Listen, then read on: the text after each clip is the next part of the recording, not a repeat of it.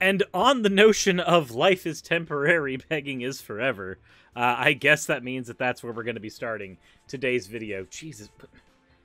Y'all have perpetual horny, I swear. Every single viewer of this channel is like a perpetual sufferer of horny. And it was that way before the voluptuous avatars were used on this channel. This is just an ongoing problem on the weird section of atheist, philosophical, political, that I carved out for myself on YouTube. Anyways, Jeebus. So, we're talking about PragerU. Apparently, they think that even atheists should teach their children about God. Now, I'm an atheist, and I will probably not be doing that when it comes time for me to have kids. But while that does require, I'm not gonna make that joke. There's a VTuber joke in there about submissive and breedable. I'm not gonna do it, but it was there. I just want you guys to know that I could have made the joke. Point is, we're gonna move into the fan art section before we get into talking about not how kids are produced, which would be the joke, but how to actually teach children, because for reasons. So, for the fan art section, we have a piece from Travis Bird. He said, practicing hiragana and Krita after art therapy today. Watched the recent video about trans stuff and thought Suris could use a wardrobe update for autumn. The tan lines were fun, but did pause because I didn't want to bother with hands. This is my first fan art. Hope it turns out okay. I forgot the tail hammer. It's okay. But also, could I just say, my headcanon is that all career furry artists became so because it was easier to draw paws than hands. Everything else they could do, but the hands, that was the one problem. I mean, that and furry art pays more, quite frankly. Every friend of mine who has done that kind of art has made a lot more money doing that than anything else. Anyways, thank you for the fan art submission. If you want your fan art to be placed on the channel at any point, the best way to do so is dropping it into the Discord server. With that said, let's go into the discourse from PragerU.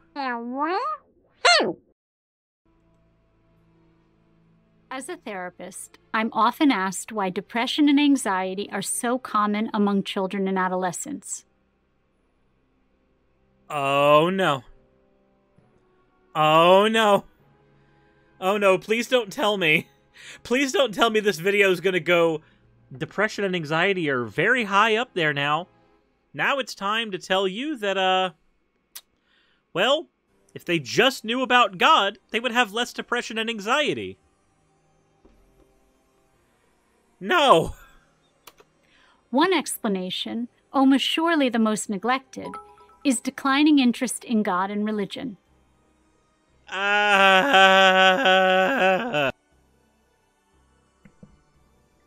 Chemical imbalances in the brain that lead to depression are not linked to theism.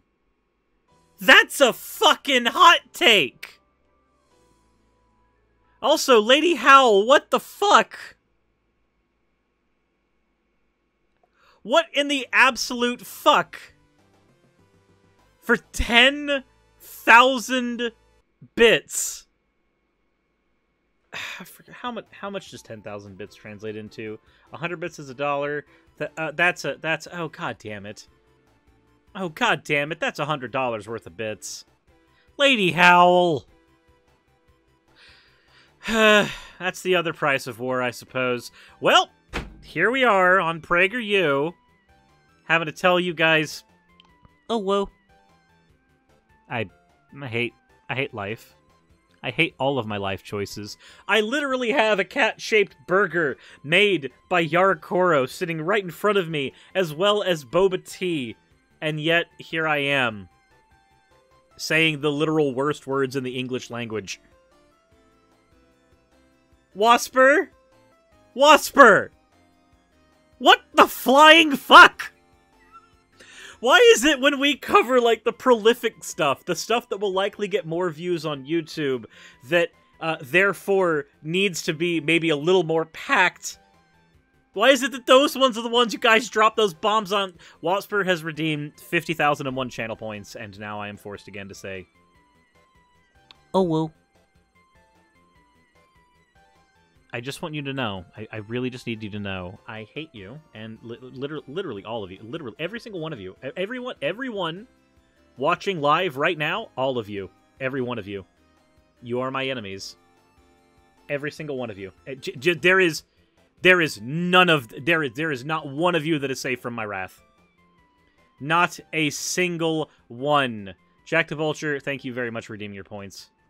For Ada. That is at least less disgusting than the other shit y'all are trying to make me say. Jesus. Why do you do this to me?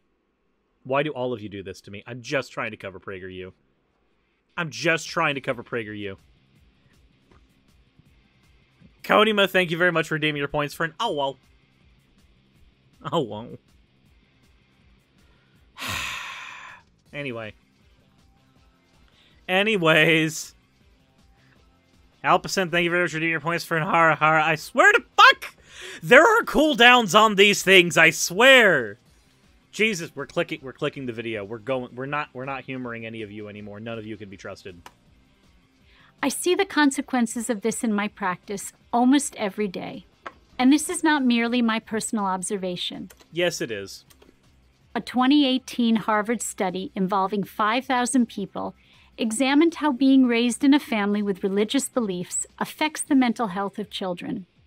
The study found that kids who attended a religious service at least once per week scored higher on psychological well-being measurements and had lower risks of mental illness.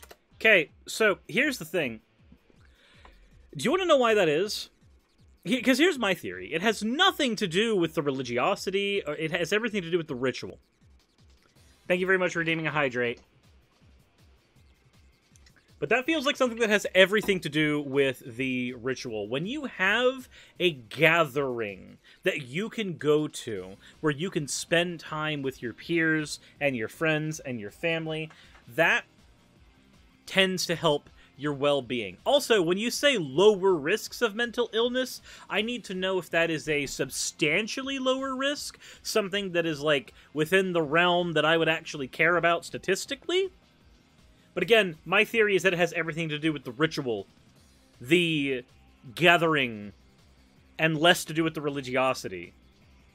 Teaching your kids about God does not change their mental health in and of itself. Moreover, there's specific teachings, especially within Christianity, that will just cause more anxiety in your children. If you think for a second that telling your kid God real or God not real is going to suddenly affect the chemical balances in their brain, then you're going to have to provide some very hard evidence of that.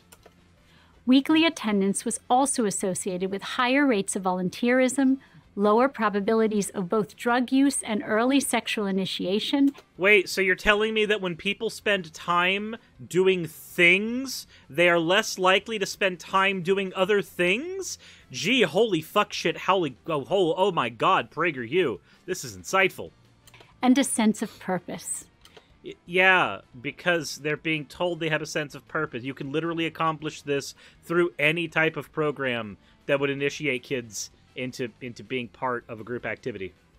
Yet despite all the evidence that religious involvement leads to positive behaviors, Gallup reports that the U.S. has seen a 20% decrease in attendance at formal religious services. That's because God not real. Okay, no, seriously though. The reasons for that, a lot of it, is because there is a very high level of bigotry in the church. Many churches, mind you. If you go to Jehovah's Witnesses, if you go to the Mormons, if you go to most evangelical areas, even certain sects of Catholicism, you will find very high rates of bigotry, and as society gets more progressive, they don't have time for that shit anymore. Freya says, I'm still wondering if socioeconomic status might also be correlated in those findings. Again, the way that this is presented is incredibly vague, and I'm just going to say right now, the face that's being made by this presenter here, it feels like somebody being held by gunpoint on the other end of the room, being told, now read the script that Daddy Denny wrote for you, ma'am. Jesus Christ. In the past 20 years. In 2018, the American Family Survey revealed that nearly half of adults under 30 do not identify with any religion. Yeah, and there's nothing fucking wrong with that, and that doesn't lead to depression, you fucking morons. From a purely psychological point of view, this is not a good trend. Nihilism, the belief in nothing. Nihilism! You goddamn fuckshit! Is a rich fertilizer for anxiety and depression. Also, atheism does not lead to nihilism. Nihilism is its own fucking philosophical position. Also, nihilism does not automatically lead to anxiety and depression. There are several forms of nihilism. There's optimistic nihilism. The idea that there is no meaning in anything and therefore you can carve out your own meaning. Nihilism is not the belief in nothing. Holy fuck, the part of me that read Nietzsche for a goddamn video about fatalism and sans the skeleton is getting real pissed. In contrast, the belief in God, a guardian figure who loves us, is an invaluable source of support and comfort. I am often... Okay, I'm just going to say this right now. So, PragerU, the organization that employed Ben Shapiro to make an entire video based on facts don't care about your feelings, is sitting here writing the script for an entirely feels-based argument. Literally, even if we were to accept what they're saying on pure, like, we accept it not even with a grain of salt, this is an emotional argument at best. Been asked by parents, how do I talk to my child about death if I don't believe in God or heaven? So I learned because I watched Sailor Moon and Dragon Ball Z when I was a kid, and characters died in those shows, and those shows did not have a heaven that was actually adjacent to what I understood in Christianity, and death made sense to me still. They go to sleep, and then they do not unsleep. There it is. You don't have to have a belief in heaven. You can be honest. My answer is always the same. Fake it. There are many things you don't tell your children the full truth about. Fake it? For instance, if your children hear about a tragedy that has occurred in your community, you tell them that it will never happen to them. We don't have a crystal ball and cannot know that bad things will not happen to our children.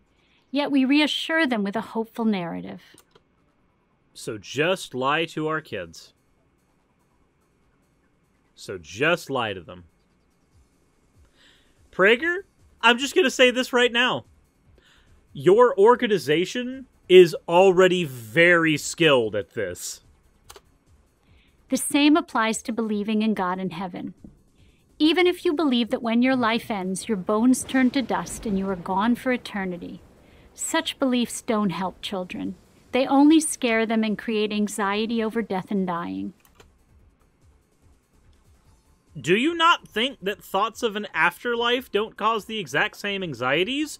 Do you know how many fucking nightmares I had as a child, desperately trying to figure out if I had done all of the right things to make it into heaven? Literally, okay, so when you talk about heaven, especially in a place where Christianity is the normative thing, it almost invariably involves conversation about hell. It is part and parcel with it. The anxiety about if you did the right things to get into the right afterlife, or if you did the things that got you into the super punishing one, just no. Prager... One, this is an entirely feelings-based argument, which is just absolutely asinine. Two, this is ignoring the lived experiences of people who actually have had to go through this kind of anxiety, including myself. Belief in a benevolent God and a heaven does help children with their fear. It did not help me. In our current age of broken families, distracted parents, school violence, and nightmarish global warming predictions. Nightmarish global warming predictions. I like how the wording was there, because PragerU tries to argue that it's not actually happening, or at the very least, that we don't have any, like, part in it. Despite the fact that, here recently, if memory serves, Exxon actually just got caught lying about all of that shit. By the way, on top of that, PragerU is sitting here with the, well, school shootings are a thing that kids are worried about. Oh, Jesus, PragerU. I'm pretty sure that you guys have done all the simping for the NRA you possibly could to not be helping that particular problem either. Imagination plays a big part in children's ability to cope. It is far better for kids to use their imagination constructing something positive, such as a God who cares about us, than the dark nihilistic idea that there's no creator and protector and no purpose to our existence. Okay, so here's the thing. You are leaving out a lot in nihilism. If we are talking about nihilism, again, especially optimistic nihilism, you are arguing that the idea that there is no purpose in existence is the end result. That is the opposite of how that philosophy works.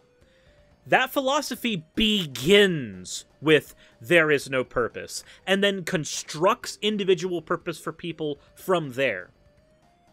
What gives you more hope? The idea that someone somewhere has a plan for you, and you will abide by that plan or suffer? Or, alternatively, the idea that you can map that plan out for yourself. You have the power. You can put that in your hand. You want to be an astronaut? Go fucking do it. You want to go work at a subway? Go fucking do it. You want to become a teacher? Go fucking do it. That is a perspective given by nihilism of all things. There is no plan for you. Make it yourself and do the thing you want to do. This is a teacher of psychology, apparently. This is somebody who does psychiatric studies, and yet apparently is flat out fucking wrong about Nietzsche. Please, I'm just gonna click the button again. We're gonna continue the video. This is pain. This is suffering. This is worse than what chat put me through in the first 5 minutes of this video. I am also frequently asked how parents can instill gratitude and empathy in their children. You don't need religion to do that. You don't. Altruism is a concept. Again, the best answer is involvement in an organized religion. No, it's not! Jesus fucking Christ! There are just as many assholes who are non-empathetic and have no fucking idea what being grateful or having gratitude is within organized religion as there are people without. Jack the Vulture has it right in the chat. Just being told things are wrong because God said so does not make one more empathetic. I'm sorry. You don't need organized religion to accomplish any of this shit. And it is not also the best way to do so. To claim... Here's the thing.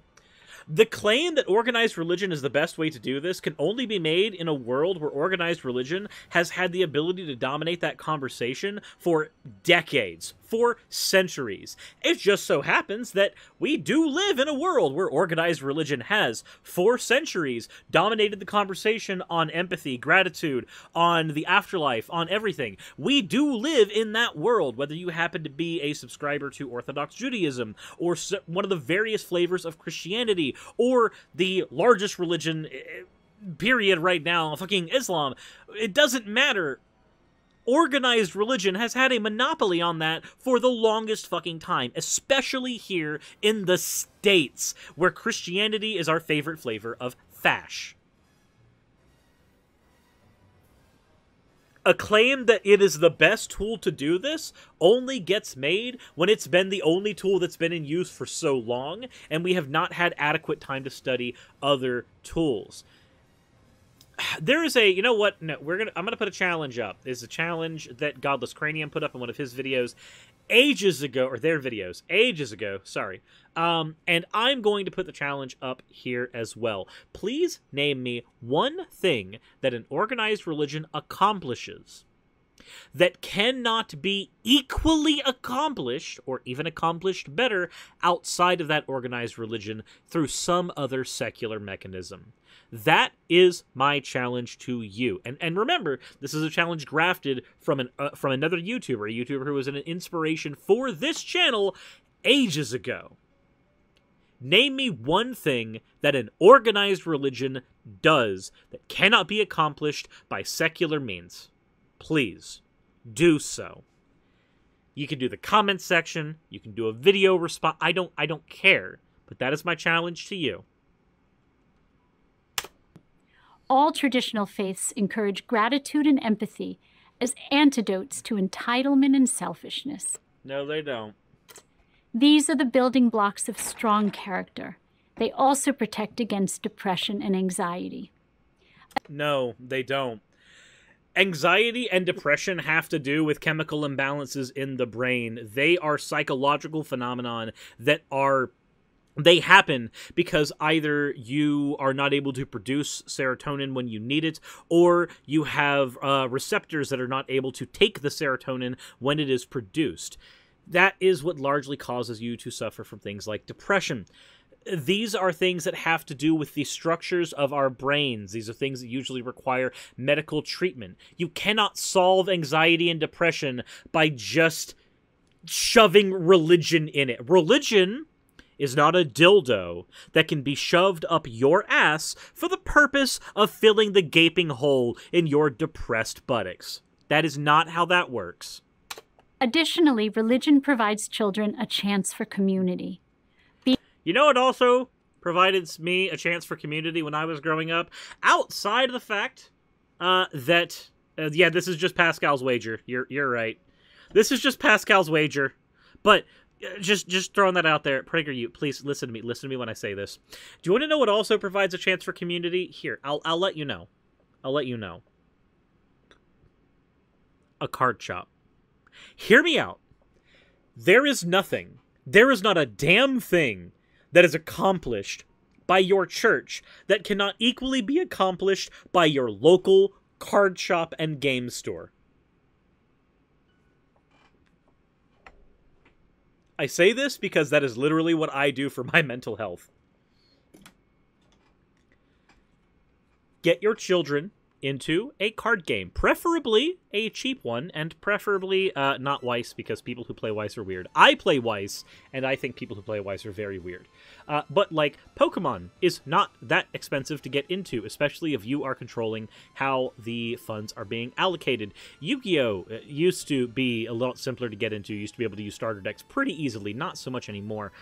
Magic the Gathering, standard tournaments, not super expensive to actually build something that, at the very least, functions to go in. Not everybody needs to be bringing in a playset of Ren and Sevens to play in their local tournament.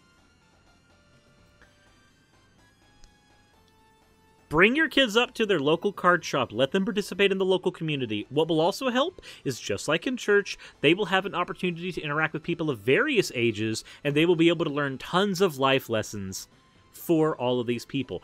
Get a local Dungeons and Dragons group together. You can do that as well. And you know what also happens at most card shops that I've been to growing up? They also have TVs for video games as well. Get them involved in the local Smash Brothers community. Get them maybe not a professional one. There's a weird track record of strange people there.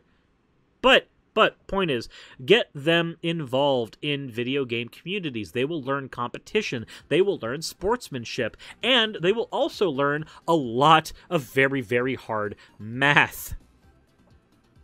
And all of that can be accomplished at a card shop. You don't need a fucking church for that. Continue on. Being with people who share their faith can act as a buffer against the emptiness and isolation of modern culture. Uh-huh. And you know what else does that? Card shops. This is more necessary. Said very, very, very hard math. Wait, what? Yes. So here's the thing. If you are playing Magic the Gathering, you are actually playing a game of statistics when you are building your deck. And those statistics require you to sit there for ages actually mapping out your proportions for lands, your proportions for creatures, your proportions for everything to make sure that they are working out. You are constantly wrestling with those mechanics if you are engaging in a draft tournament. If you have to be playing in the tournament itself, you are also engaging in a statistic game every single time when you are banking on the card draw that you are going to have next. The RNG in Magic the Gathering is not random chance, it is statistics. Than ever in a world where teens can have hundreds of virtual friends and few real ones. Okay, no. Virtual friends are real friends. Look, no. Look, let me explain. This model right here that was made, this was made by a friend of mine. That friend is BonBon. This lovely cat burger here, that was made by another friend of mine. That was made by YaraKoro. This background, well, I got the background, but the TV set that you're on right now, also made by YaraKoro. The 2D model that you guys are used to seeing, made by another friend of mine. That would be Rimixen. And these are just the people who I get to do work for the channel, not counting JacandQuil and Turning Tide Studios. The Sunset City crew, 3 of the closest friends that I have ever had. From Nick from the Game Apologist, Channel Pup from Channel Pup, or Wayne for Wayne is Boss. None of them are replaceable, and they are 3 of the closest folks I have ever met in my entire life, and not one of us have met each other in real life. And I have real life friends as well. I literally every single weekend we have a local D&D group and a local Magic the Gathering group, and we also have people who do Pokemon and other things up at the local card store. I am very involved in my local community and my local friendships, but it does not allow me to discount the friends that I have online. Multiple people within the VTuber group, Moonlit Yakuza, headed by Valk Yakuzamom. That is the group that I am a part of on Twitch. That is our team.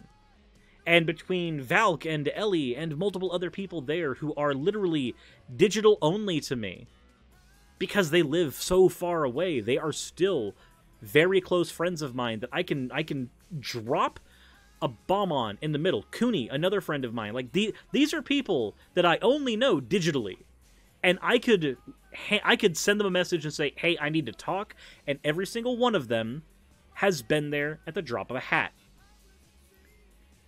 Do not start to tell me that digital friends are not real friends.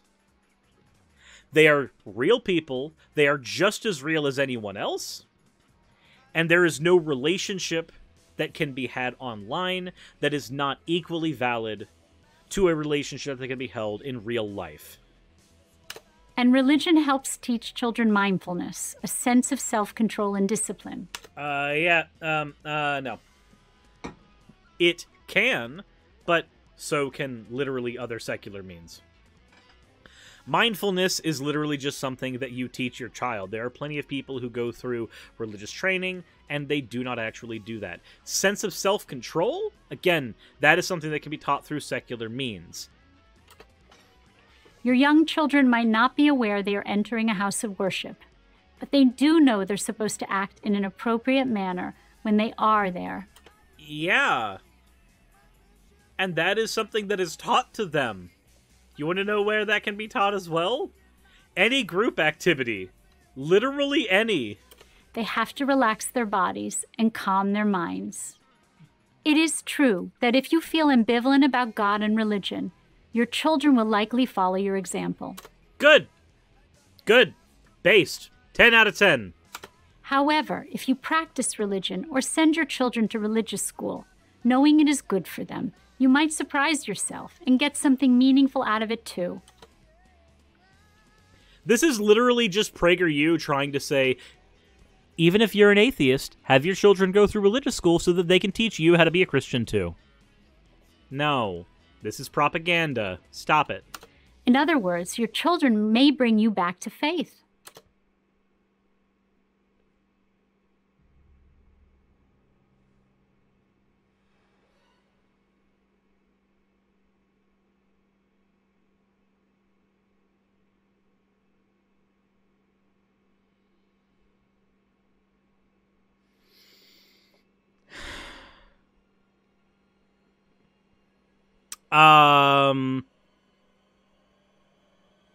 I did not watch this video prior to this. This was dropped in the video suggestion section of my Discord. I didn't know that's literally where they were going. Ma'am, I do not need to go back to faith. I don't. I do not need to go back to that anxiety-filled, depression-filled hole that Christianity forced me into. I don't. I don't. I don't need to sit there and be scared to death over whether or not I've done all the right things and I'm going to burn in hell. I don't need that. I will never need that. And you can fuck off with telling me that I should need that. It's certainly worth an extended experiment for their sake and for yours. No, it's not. Consider one more argument. There have been arguments made. I've only heard bullshit. If you take the idea seriously that your children should be free to choose or reject God and religion, they need to be exposed to God and religion. How else will they be able to make a free and informed choice? You're literally influencing their decision at an early enough age. You want to know how they can make a free and informed choice about religion? Don't talk to them about religion until they are an adult and have the ability to study it for themselves then, when they can make a free and informed choice. This fucking bullshit. Force them through religion so that they can make a free and informed choice about religion. No, that is not what's going to happen. They're going to get fucking scared that they're going to go to hell because they're going to be introduced to that mindset. That's not going to be a free and informed choice. That's not what that is at all. We live in a competitive, stressful society that idealizes materialism, selfishness, and virtual rather than real human connection. No. Again, I literally value real human connection, and I already went on an entire tirade about how several of my closest friends are virtual, despite me having several friends who are not virtual. But, you know, just keep on with the bullshit. Just keep on going with it. Having a religious community and a belief in God. Also, Fartlicker Ultimate, far be it from me to justify me using a female avatar with you having a name like that. Is the best antidote to all of that. Whether children choose to continue to practice as adults is something you cannot control, but at least give them a chance to believe in God. They have a chance.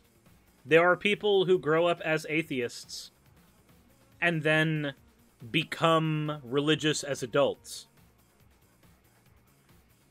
You don't have to do that. You don't... If you raise them secularly, that is what allows them to actually make that choice. If you raise them religiously, that is what is going to compel them to have to wrestle themselves away from that choice.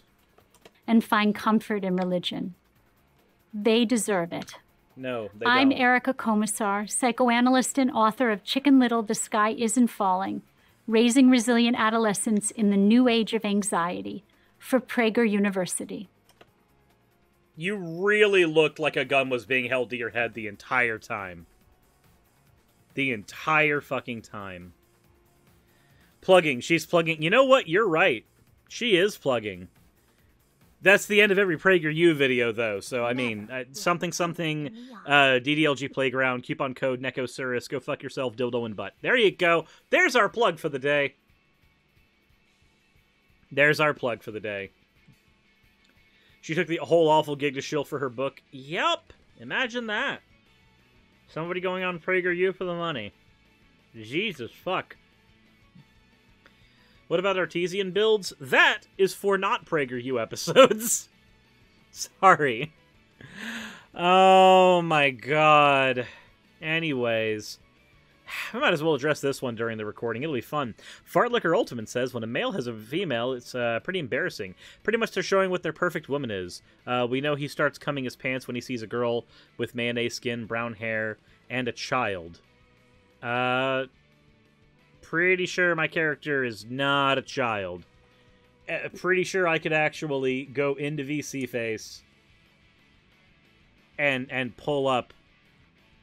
Those are not the legs of a child. Those are not the hips of a child. But, you know, keep on projecting your fantasies. Also, is this the thing that makes me coom? Eh, maybe. Who knows? Usually it's just Raz, though. That said, that's the end of the PragerU video. We'll continue bullying Fartlicker Ultimate afterwards. So, with that said, if you guys enjoyed the video, let me know in the comment section below. If you're over on YouTube, hit the like button if you haven't already. And also, as always, everyone, don't be a fartlicker. Insert end of video tagline here. Hey, thank you so much for watching this video. It really means a lot to me. If you want access to behind-the-scenes content for the channel, please consider checking out my Patreon. I do weekly vlogs over there, where I give real-life updates to what's going on behind the scenes on the channel, stuff that you don't really get over here, and even on Twitch.